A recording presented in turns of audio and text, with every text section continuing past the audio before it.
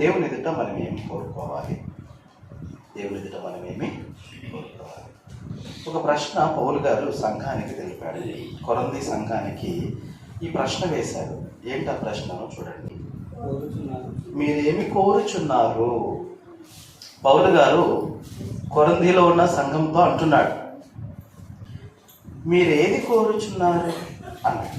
ఇది ప్రశ్న.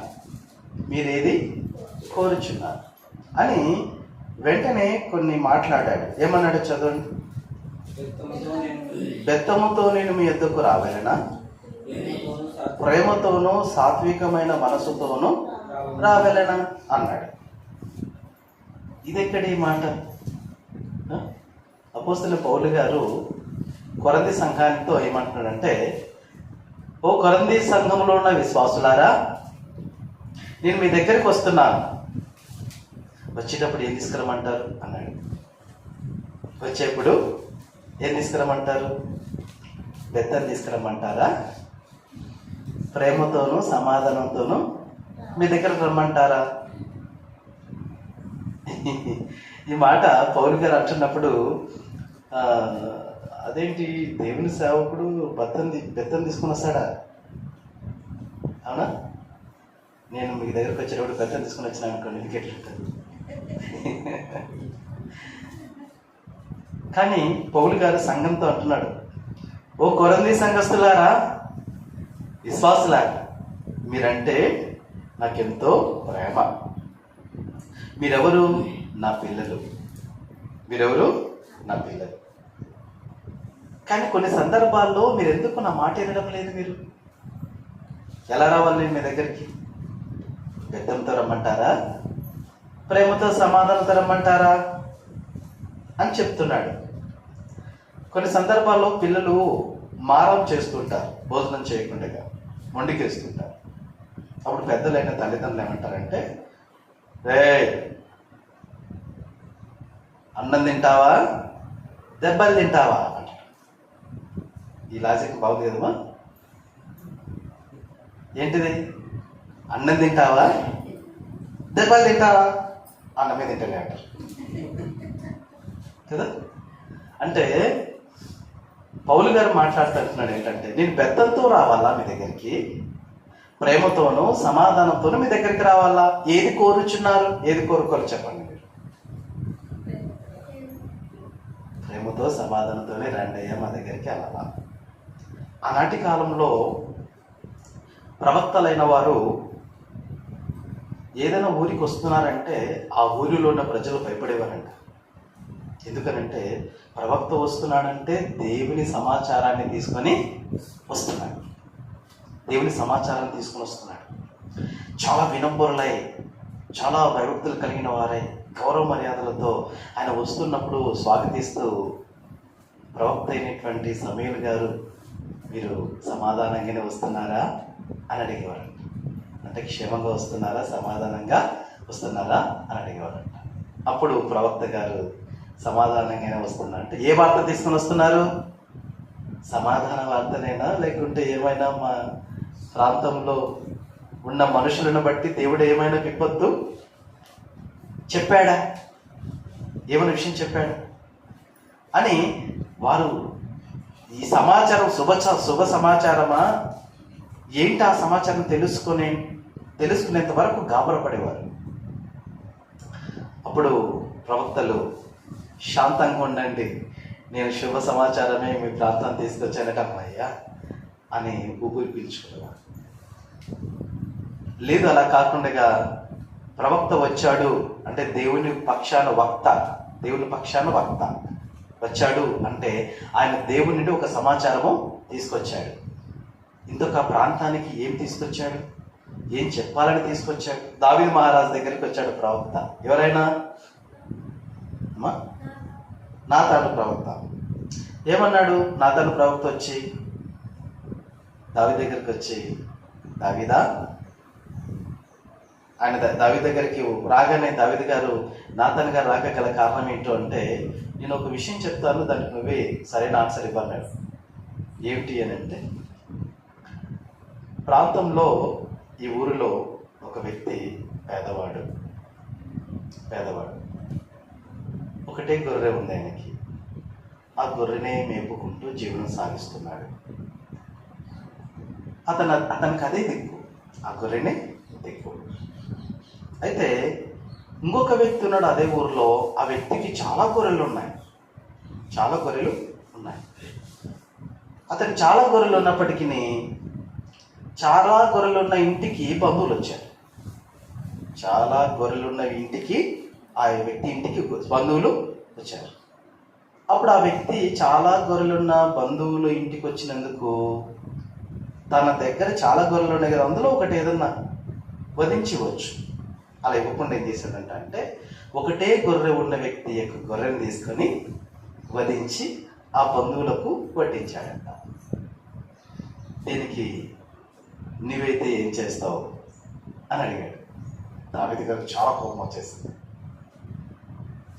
వచ్చేసి దావీదు గారికి గొర్రెలంటే ప్రీతి, చాలా ఇష్టం గొర్రెలంటే. ఎందుకంటే ఆయన గొర్రెల కాపరి కదా, గొర్రెల కాపరి కాబట్టి ఒకే గొర్రె ఉండేసరికి ఒకటే గొర్రె ఉన్న వ్యక్తిని ఆయన తీసుకెళ్ళిపోయి వధించి బంధువులకు ఇచ్చేసరికి కోపం వచ్చి, అలా చేసినవాడు మరణపాత్రుడు అనగానే అంటూనే మరొక మాట అన్నాడు. ఏమని? ఒక్కొక్కరు తీసుకున్నందుకు 4 గొర్రెలు అతను ఇవ్వాల్సిందే అన్నాడు. ఒకదానికి 4 గొర్రెలు ఇవ్వాల్సిందే అనగానే అతను ప్రవక్త అన్నాడు, ఆ మనుషుడు ఎవడో కాదు నువ్వే అనగానే అతడు కమ్ము తిన్నాడు. భయం అయిపోయింది దానికి. ఒక్కసారిగా రాజ సింహాసనం నుంచి దిగిపోయాడు. వణికిపోతున్నాడు, భయపడుతున్నాడు. ఎవరు? రాజు. అతన్ని చేసిన దోషం ఏంటో అతనికి కళ్ళగట్టినట్టుగా ఒక ఉదాహరణకు అక్కడ ముందు పెట్టేసరికి అతను భయపడిపోయి, అయ్యా నేను పాపము చేసింది, నా కోసం మీరే ప్రార్థన చేయండి అని పశ్చాత్తాపడిన వెంటనే అతనికి మరలా ప్రాణభిక్ష పెట్టాడు. మరణాపాయం నుంచి ప్రాణభిక్ష పెట్టి అతనికి మరణపాత్రుడు 4 చెల్లించాలన్నాడు కదా, 4 చెల్లించుకున్నాడు. ఒకరిని చంపినందుకు 4 పొగొట్టుకున్నాడు దావీదు. ఒకరిని చంపినందుకు 4 కుమారులను పోగొట్టుకున్నాడు దావీదు. చెప్తున్నాడు దేవుని వాక్యం ఏంటంటే, ఒక ప్రవక్త ఏదైనా తీసుకొని సమాచారం వచ్చాడంటే ఆ సమాచారం వినడానికి రాజులు సైతము వణికిపోయేవారు. వారు ఆ ప్రవక్తలు వచ్చారంటే అది శుభవార్త అయినా ఉంటుంది, లేదా బుద్ధి చెప్పే వార్త అయినా ఉంటుంది. ఆ వార్త ఏదైనా వినాలి. విన్న తర్వాత ఆ వార్తను విన్నవారు వారికున్న భక్తిని బట్టి, విశ్వాసాన్ని బట్టి సంతోషించి దేవుని మహిమపరచాలి, లేదా ఏదైనా లోపం ఉంటే లోపాన్ని సవరించుకోవాలి. దావీదు మహారాజుకి సవరణ అవసరమైంది. ఒకసారి చాయిస్ ఇచ్చాడు, సమాచారం అందించాడు. ఇచ్చిన తర్వాత ఆ సమాచారం విన్న తర్వాత ఆయన సవరించుకోకపోయింటే రాజు అయినప్పటికీ మట్టి పాలు కావాల్సిందే ఇమ్మీడియట్గా. అది ఎవరైనా కావచ్చు. సమాచారము దేవుని వక్త తీసుకొని వచ్చినప్పుడు ఆ సమాచారం మనము చాలా జాగ్రత్తగా నేర్చుకోవాలంట, వినాలంట. విని ఆ సమాచారం వెనకాల ఉన్నటువంటి భావాన్ని తెలుసుకొని మనలో ఉన్న మేలుకైతే దేవుని స్తుతిస్తూ, మన సవరణకైతే సవరించుకొని దేవుని స్తుతించి గణపరిచే రీతిలో భక్తులు, విశ్వాసులు ఉండాలంట.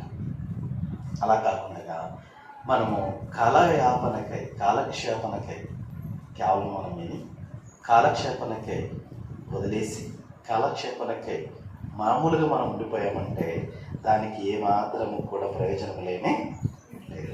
ఏం చేయాలంటే మరి మనం సమాచారం సేవకుడు లేక దేవుని వక్త తీసుకుని వచ్చినప్పుడు దాన్ని విని శుభ సమాచారంగా, లేక మన భక్తిని బట్టి, మన విశ్వాసాన్ని బట్టి ఏదైనా దేవుడు ఇదిగో ఫలాని వారికి ఈ రకమైన మేలు ఉన్నాయి అన్నప్పుడు అందులో నేనున్నందుకు దేవానికి స్తోత్రం నాయన అనాలి.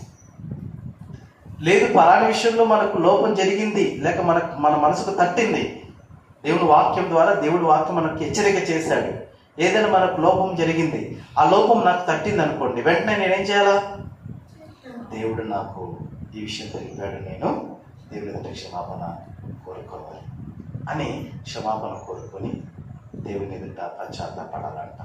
లేదు, దేవుడు చెప్పిన వాక్య ప్రకారం నేను నడుచుకుంటున్నాను అనుకో, అందుకు దేవా నీ వాక్య ప్రకారం నన్ను ఉంచినందుకు నీకు స్తోత్రం నాయన, నిత్యము నీ వాక్య ప్రకారం నన్ను ఉంచండి అని చెప్పి దేవునికి మనము స్తుతించాలంట. ఇప్పుడు పౌలు గారు మాట్లాడుతున్నారు, నేను ఎలా రావాలి మీ దగ్గరికి? పెద్దంతో రమ్మంటారా, ప్రేమతో సాత్విక మనసుతో రావాలంటారా అంటే వారు అన్నారు, అయ్యా మాకు ప్రేమతోనే రానైనా, సాత్వికంతోనే రా, ఎందుకంటే మేము దిద్దుకుంటాంలే, మా బ్రతుకుని మార్చుకుంటాంలే అన్నారు. చూద్దాం, వాళ్ళు కోరుకున్నారు. ఏం కోరుకున్నారు? సంఘస్థులు ఏం కోరుకున్నారు? సమాధానంగా రండి కదా, సమాధానంగానే ప్రేమగానే రండి అని చెప్పి కోరుకున్నారు. ఇక దావీదు గారికి నీకు ఏం కావాలి దావీదు అని అడిగాడు. ఒకసారి చాయిస్ ఇచ్చాడు దావీదుకి, నీకేం కావాలని అడిగితే ఆయన ఏం అడిగాడో చూడండి ఒకసారి. దావీదు గారికి ఒక చాయిస్ వచ్చింది, కోరుకోవడానికి ఒక చాయిస్ వచ్చింది. 27వ కీర్తన 4వ వచనం. 27వ కీర్తన 4వ వచనం. యెహోవా యొద్ద దావీదు గారికి చాయిస్ వచ్చిందమ్మా. దేనికోసం? వరం అడగడానికి. దేనికోసం అంటమ్మా? వరం. దాన్ని నేను వెదకుచున్నాను.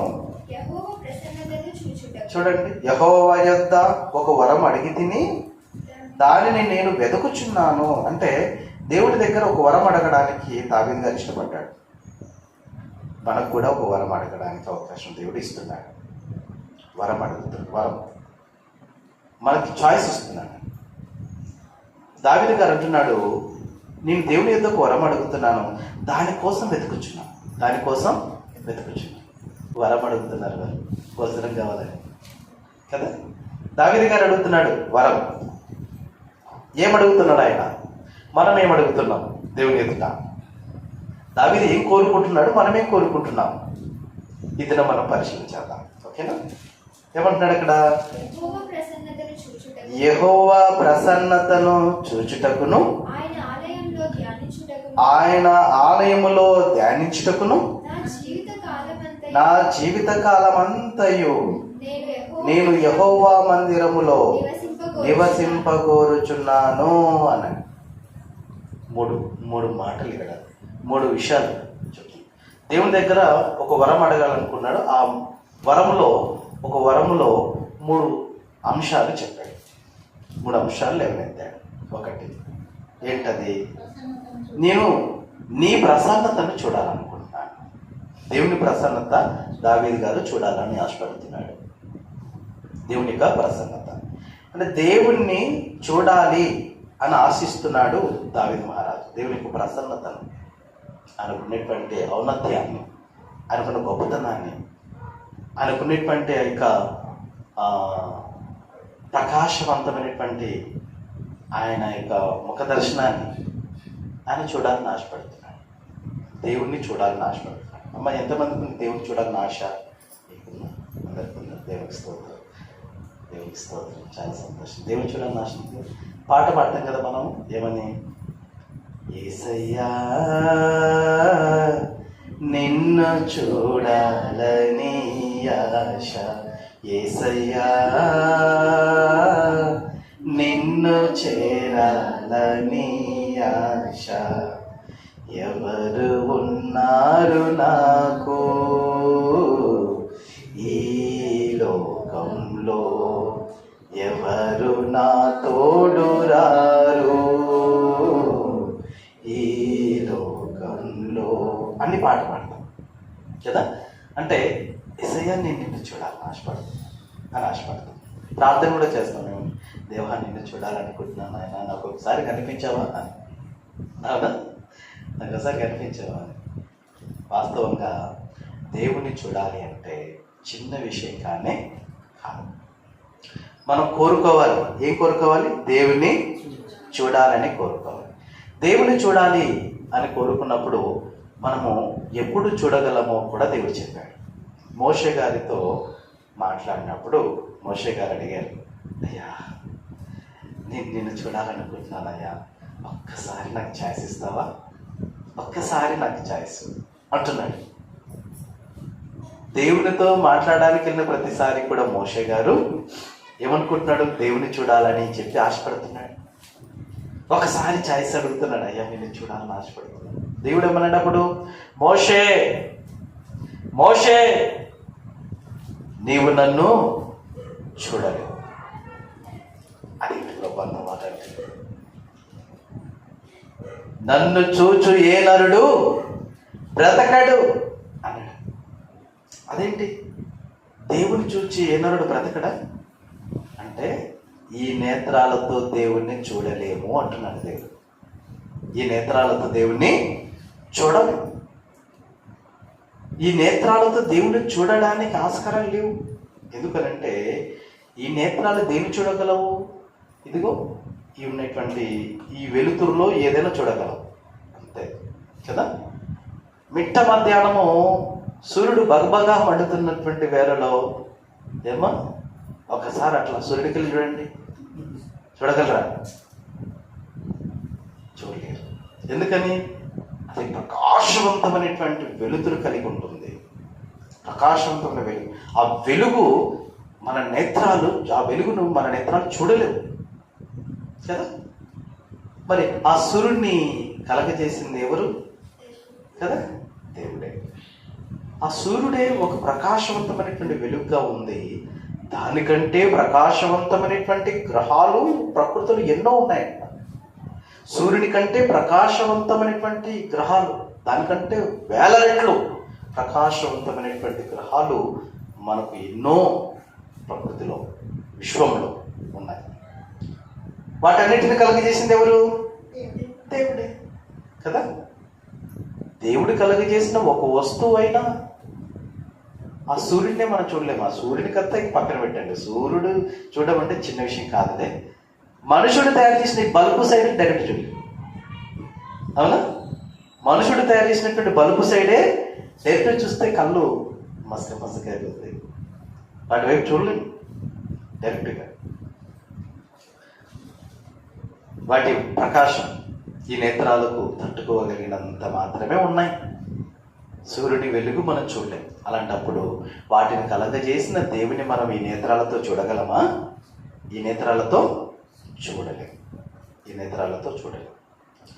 అయితే చూసే అవకాశం మనకు దేవుడు ఇస్తాడు. ఎప్పుడు ఇస్తాడు, ఎలా గుర్తిస్తాడో దేవుడు చెప్తున్నాడు. చూడండి, మత్తయి సువార్త 5వ అధ్యాయము 8వ వచనం. చూసారు, అక్కడ రాయబడిన మాట చెప్తున్నాడు. మత్తయి సువార్త 5వ అధ్యాయం 8వ వచనంలో, హృదయ శుద్ధి గలవారు ధన్యులు, వారు దేవుని చూచెదరు అన్నాడు. అంటే సాధారణంగా మనము ఉన్న స్థితిని బట్టి చూస్తే మనం దేవుని చూసే భాగ్యం మనకు లేదు. ఎప్పుడు చూడగలమంట అంటే మన హృదయాన్ని శుద్ధిగా ఉంచుకున్నప్పుడు. మన హృదయం ఎట్లా ఉండాలంట? శుద్ధిగా ఉండాలంట. శుద్ధిగా ఉండాలంట. మన హృదయం శుద్ధిగా ఉండాలంటే మనకేం కావాలి? మన హృదయం శుద్ధిగా ఉండాలంటే ఏం కావాలి? మలాకి గ్రంథం 3వ అధ్యాయం 2వ వచనం. 3:2. అయితే ఆయన వచ్చు దినమును ఎవరు సహింపగలరు? ఆయన అగుపడగా ఎవరు ఓర్వగలరు? ఆయన కంసాలి అగ్ని వంటి వాడు, చాకలివాణి సబ్బు వంటి వాడు. అంటే దేవుడు ఎలా ఉన్నాడంట? కంసాలి అగ్ని వంటి వాడు, చాకలివాణి సబ్బు వంటి వాడు. అంటే అర్థమేంటి? దేవుడు శుభ్రపరచువాడు అంటున్నాడు ఇక్కడ. క్లీన్ చేసేటువంటి శక్తి ఆయనకి మాత్రమే ఉందంట. దేవుని మాటలు మనల్ని ఏం చేస్తాయంట అంటే మన హృదయంలో ఉన్న కల్మషాన్ని శుభ్రపరుస్తుంది. కంసాలి వాడు ఏం కాలుస్తాడమ్మా? బంగారుకునేటువంటి మలినాన్ని కాలుస్తాడు, తీసేస్తాడు. అప్పుడు ఏమైతే బంగారము షైన్ అవుతుంది, మెరుస్తుంది. అలాగే చాకలి వాళ్ళు ఏం చేస్తారమ్మా, మలినమైన బట్టలను శుభ్రపరిచి మెల్లమెల్లగా మెరిసేటువంటి రీతిలో వారు చేస్తారు. దేవుడు అంటున్నాడు, నీ హృదయం శుద్ధిగా ఉండాలి. నువ్వు నన్ను చూడాలనుకుంటే నువ్వు ఎట్లుండాలి, నీ హృదయము శుద్ధిగా ఉండాలి. శుద్ధిగా ఉండాలంటే నువ్వు ఎక్కడికి రావాలి, నా సన్నిధికి వచ్చి నా మాటలు నువ్వు వినాలి.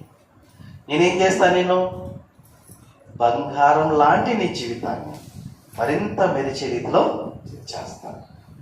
మలినమైనటువంటి నీ జీవితాన్ని శుభ్రపరుస్తాను,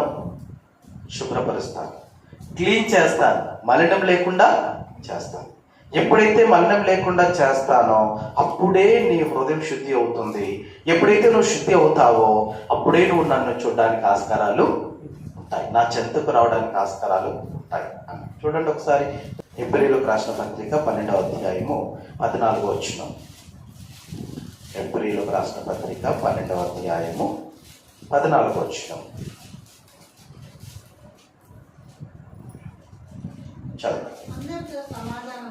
అందరితో సమాధానమును పరిశుద్ధతయు కలిగి ఉండుటకు ప్రయత్నించుడి. పరిశుద్ధత లేకుండా ఎవడును ప్రభువుని చూడడు. అంటే మనం ఎట్లుంటే దేవుని చూడగలమంట, పరిశుద్ధత కలిగి ఉండాలంట. పరిశుద్ధత లేకుండా ఎవడును దేవుణ్ణి చూడడు. అంటే ఇప్పుడు మనకు దేవుడు చాయిస్ ఇస్తున్నాడు, అవకాశం ఇస్తున్నాడు. నీకేం కావాలి దావీదు, నీ కోరిక ఏంటి అంటే, అయ్యా నేను చూడాలనుకుంటున్నాను, నీ ప్రసన్నతను చూచడానికి కృప చూపండి అంటే, అప్పుడు దావీదుతో ఏం చెప్పిట్టాడు దేవుడు, అయితే చూడు అన్నాడా, లేదు. మోషే కోరుకున్నా కూడా ఏమన్నాడు, అయ్యా నువ్వు నన్ను చూడలేవు, నన్ను చూచు ఏ నరుడు బ్రతికాడు. దేవుడు ఒక అట్టుగా నేను ఒక అట్లా వెళ్తుంటాను, జస్ట్ నా వెనకాల కొన్ని నీడలాగా ఒకటి కనపడుతుంది. ఒరిజినల్ కాదు, మళ్ళీ అది ఒరిజినల్ కాదు, జస్ట్ కొన్ని నీడలాగా కనపడుతుంది. ఈ నీడనే ప్రకాశవంతంగా ఉండిపోయింది దేవుని యొక్క ఆ నీడ, జస్ట్ ఒక నీడ. ఆ నీడకు ఆయన తెల్లగా అయిపోయినాడంట మనిషి. అంటే ముఖము వల్లంతా కూడా ఆయన మారిపోయి, ఆ ప్రకాశవంతమైనటువంటి వెలుగుకి ఆయన ముఖరూపం అంతా మారిపోయిందంట. అంటే తెల్లగా అయిపోయినాడు మనిషి. అప్పుడప్పుడు పొడలు వస్తుంటే చూస్తారా తెల్లగా, అంతకంటే తెల్లగా అయిపోయినాడు ఆయన. అక్కడ కిందకు వచ్చేసరికి మోషన్ గుర్తుపట్టలేదు వాళ్ళు, అంత ప్రకాశవంతం అయిపోయింది ఆయన వాళ్ళంతా కూడా. జస్ట్ ఒక నీడ, ఒరిజినల్ కూడా కాదు, చూడలేని స్థితి. అది కూడా ఆయన కొండదాపు నుండి చూసింటే డైరెక్ట్గా అయితే చనిపోతాడు. ఆ వెలుగు అంత ప్రకాశవంతమైనది అంటున్నాడు దేవుడు. ఇక్కడ ఏమంటున్నాడంటే, దావీదు నీవు నన్ను కోరుకుంటున్నావు కదా, నువ్వు నన్ను కోరుకుంటున్న ప్రకారంగా నేను నీకు ప్రత్యక్షం కావాలి, లేక నువ్వు నన్ను చూడాలి అంటే నీ హృదయం శుద్ధిగా ఉండాలి నాయన, నీ హృదయము శుద్ధిగా ఉండాలి. కాబట్టి నీ హృదయం శుద్ధిగా ఉండాలంటే ఎక్కడికి రావాలి, నా సన్నిధికి రావాలి, నా మాటలు నేర్చుకో. అప్పుడు నా మాట నీకేం చేస్తాయి, నీలో ఉన్న కల్మషాన్ని తీసేస్తాయి, నేను శుభ్రపరుస్తాయి, నిన్ను మెరిచేట్టుగా చేస్తాయి, నిన్ను హృదయాన్ని శుద్ధీకరించుకోవడానికి ఆస్కారాలు కలగజేస్తాయి. అప్పుడు ఏం చేస్తావు అంటే, నన్ను హృదయం శుద్ధిగా ఉంచుకున్నప్పుడు నన్ను చూడడానికి ఆస్కారాలు ఉంటాయి. పరిశుద్ధత లేకుండా ఎవరు దేవుణ్ణి చూడలేరు అనేవాడు. అందుకే ఏమంటాడు అక్కడ, ఏమన్నాడు, సమస్త ప్రజలతో ఎట్లుండాలంటమ్మా, సమాధానమును పరిశుద్ధతయు ప్రేమ కలిగి ఉండండి. ఇవి మీ జీవితంలో మీరు కలిగి ఉండండి.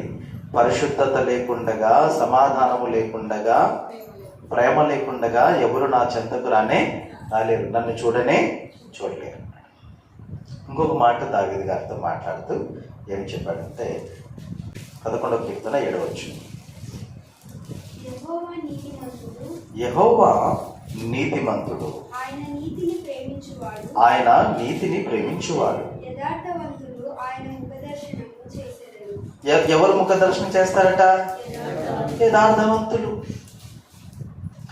హృదయ శుద్ధి గలవారు దేవుని చూడగలరు, పరిశుద్ధత లేకుండా దేవుణ్ణి చూడలేరు. యథార్థవంతులు మాత్రమే ఆయన ముఖ దర్శనమును చూడగలరు అనే విషయాన్ని దావీదు గారే రాస్తున్నారు. మళ్ళీ ఇక్కడ 11వ కీర్తన 7వ వచనంలో ఉన్నమాట ఇది.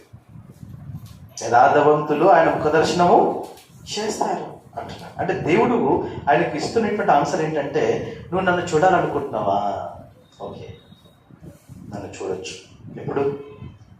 హృదయాన్ని శుద్ధిగా ఉంచుకున్నప్పుడు. ఎప్పుడు శుద్ధిగించుకోగలవు? పరిశుద్ధంగా ఉండాలి. పరిశుద్ధంగా ఉండాలంటే ఏం చేయాలి? నువ్వు నా సన్నిధికి వచ్చి నా మాటలు విని నీలోని కల్మషాన్ని కడిగి వేసుకో, శుద్ధి చేసుకో. అప్పుడు నీ హృదయం శుద్ధిగా ఉన్నప్పుడు, పరిశుద్ధంగా ఉన్నప్పుడు, అప్పుడు నువ్వేం చేస్తావు? ప్రేమగా ఉంటావు, సమాధానంగా ఉంటావు, నీతిగా ఉంటావు, యథార్థంగా ఉంటావు. అప్పుడు నువ్వు నన్ను చూసే భాగ్యము.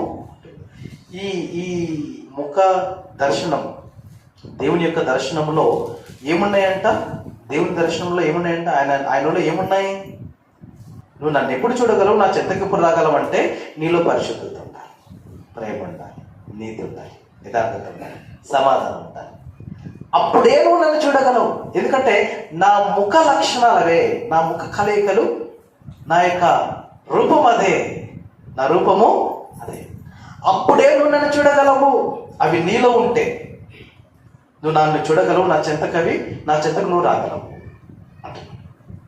అంటే ఇప్పుడు దేవుణ్ణి చూడాలనే ఆశ మనకున్నప్పుడు ఇదిగో ఇవి కలిగి ఉండాలి అంటున్నాడు దేవుడు దావీదు గారితోనూ, నేడు మనతోనూ కూడా. ఓకేనా?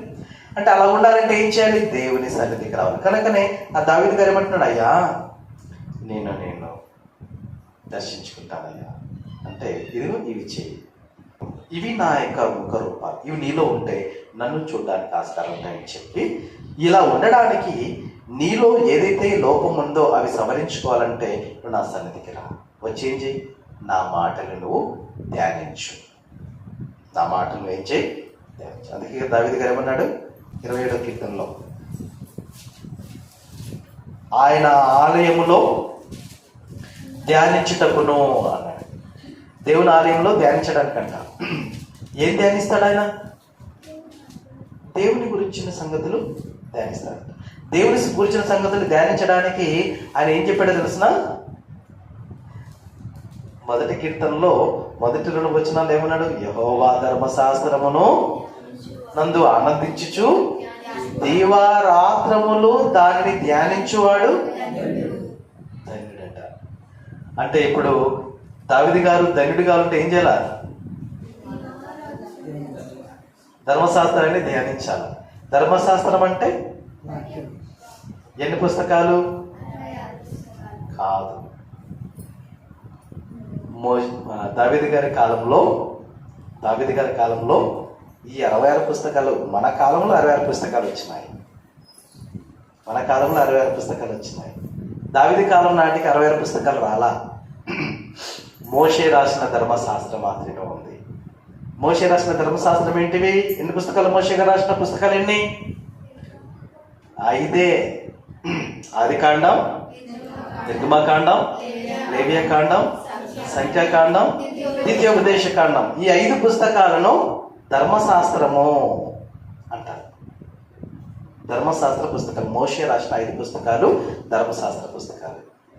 ఈ 5 పుస్తకాలు చదవడానికే దావీదు గారికి ఎంత టైం పడుతుందంట? దీవారాత్రములు పట్టిందంట.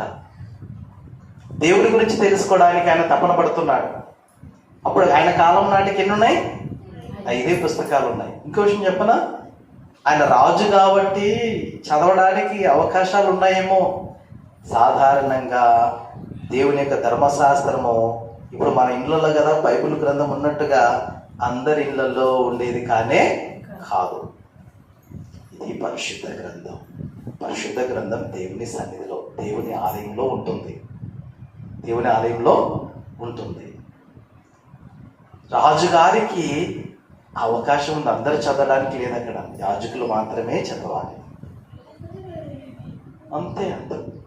ఆ భాగ్యము ఇప్పుడు మనకు వచ్చింది, కానీ ఆనాటి కాలంలో ఉన్నటువంటి భక్తులకు ఆ భాగ్యం లేదు.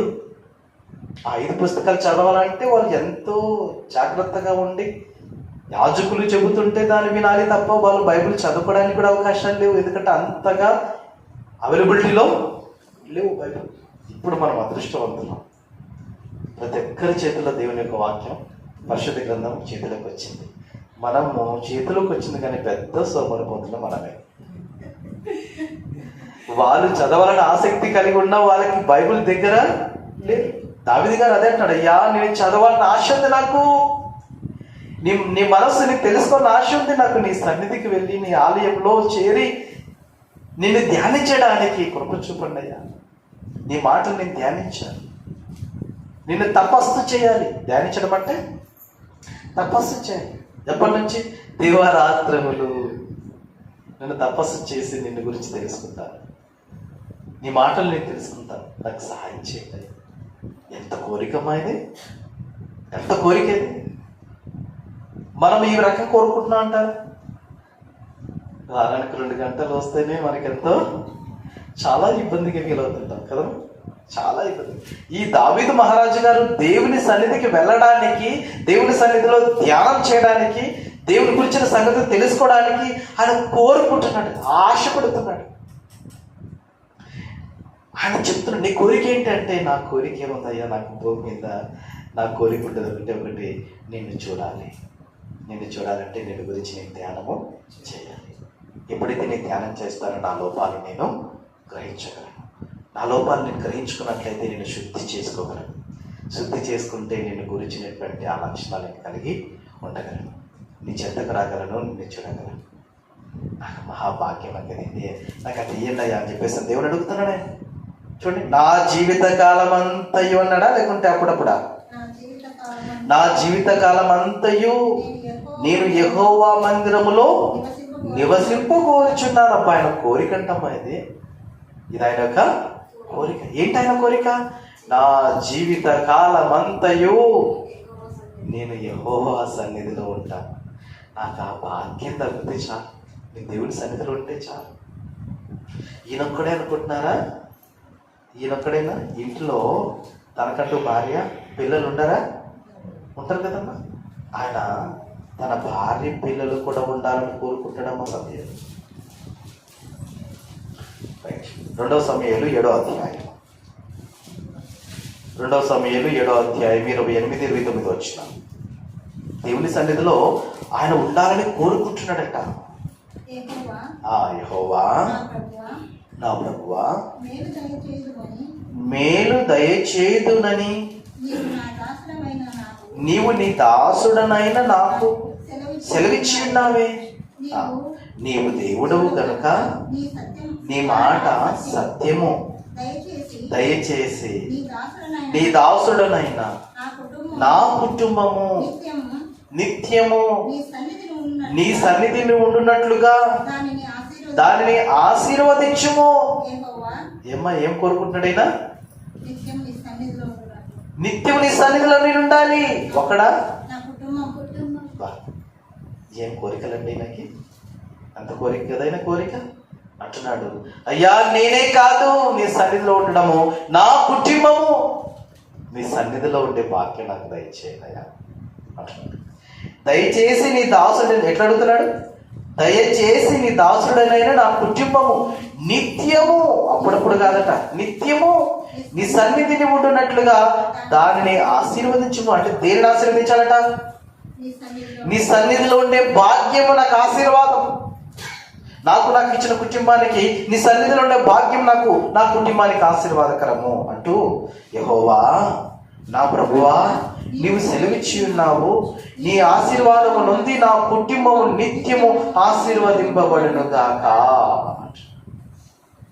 ప్రేమ వల్ల దావీదు గారి కోరిక ఏంటంటే, అయ్యా నేను నిన్ను చూడాలి, నీ సన్నిధిలో నేను ధ్యానము చేయాలి, నీ సన్నిధిలో నిత్యము నేను ఉండాలి, నాకు ఇచ్చిన కుటుంబం కూడా ఉండాలి.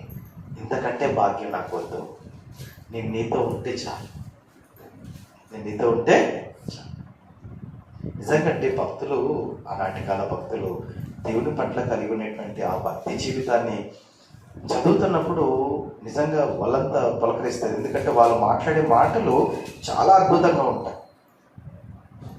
చూడండి ఒకసారి చివరి వచనం, చివరి ఈ యొక్క రెఫరెన్స్ చూడండి. 73వ కీర్తన 25వ వచనంలో ఒక మాట ఉంది. 73వ కీర్తనలో ఇది ఆసాపు గారు రాస్తున్న కీర్తన. 73వ కీర్తన 25వ వచనంలో ఆకాశమందు నీవు తప్ప నాకెవరున్నారు. అమ్మా కరెక్టేనా ఈ మాట? మామూలుగా మనం కూడా ఏం చెప్పాలి దేవుడితో? ఆకాశమందు నువ్వు తప్ప నాకెవరున్నారయ్యా అంటే నాకెందుకు లేరు, అందరు ఉన్నారంట. మనం నువ్వు ఒక్కడు లేకపోతే నాకేం కాదులే, నాకు అందరున్నారు అనుకుంటాను. ఈ భక్తుడు అంటున్నాడు ఏమని? ఆకాశమందు నీవు తప్ప నాకెవరున్నారు,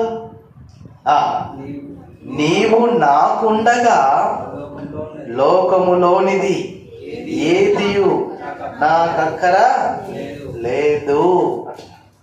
అంటే దేవుడు అంటే చాలంట మన జీవితానికి. ఎవరంటే చాలు? దేవుడు అంటే చాలు మన జీవితానికి. ఆయన ఉంటే చాలా అన్నీ ఉందండి. ఏం కోరుకోవాలి దేవుడిని మనం? అయ్యా నేను నిన్ను చూడాలి, నిన్ను చెంతకు రావాలి, నిన్ను చెంతకు రావాలి, నిన్ను చూడాలి అంటే నేనేం చేయాలి?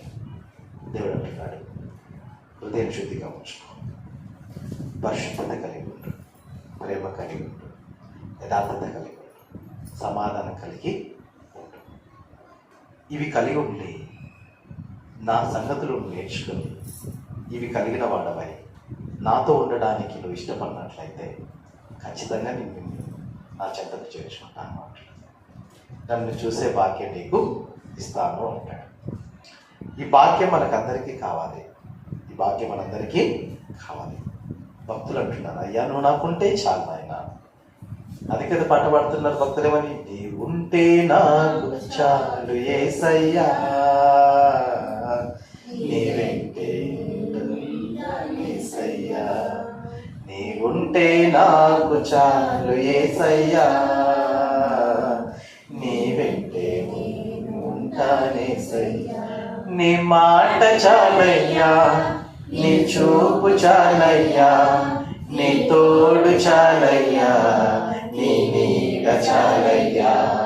నీ మాట చాలయ్యా, నీ చూపు చాలయ్యా, నీ తోడు చాలయ్యా, నీ నీడ చాలయ్యా. నీ ఉంటే నాకు చాలు యేసయ్యా, నీ వెంటే నేను ఉంటానేసయ్యా. కదా పాట పాడుతున్నాం. పాట తగ్గట్టుగా మనము ఉండడానికి ఇష్టపడాలి. అలాంటి భక్తులు కోరుకున్నారు, మనం ఇలాగే కోరుకున్నాం. అయ్యా నేను నీతోనే ఉండడానికి ఇష్టపడుతున్నాను. నువ్వు ఎలాగుంటా ఉంటావు భూమి మీద అలాగే ఉంటాను.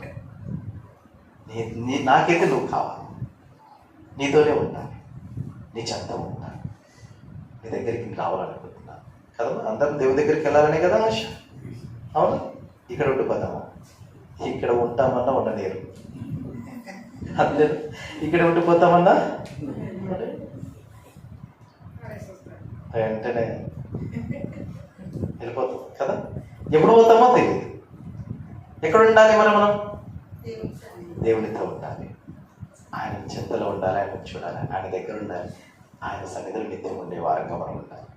అప్పటి వరకు ఇదిగో దేవుని సన్నిధిలో ఉండడానికి, దేవుని మాటలు నేర్చుకోవడానికి, దేవుని మాటల చేత మన బ్రతుకులు దిద్దుకోవడానికి, దేవుణ్ణి చూసే భాగ్యానికి సంబంధించిన అర్హతలు, ఆ లక్షణాలు మనం కలిగి ఉండడానికి సిద్ధపడాలి. దేవుడు పిలిచేంత వరకు మనం దేవుని సన్నిధిలో ఉండడానికి, దేవుని మాటలు నేర్చుకోవడానికి, ధ్యానం చేయడానికి, ఆ నేర్చుకున్న దాని ప్రకారంగా మన జీవితాలు దిద్దుకుంటూ దేవుని చెంత చేరుకోవడానికి సిద్ధపడాలి. అది దావీదు గారు కోరుకున్నారు, మనం కూడా కోరుకుందాం.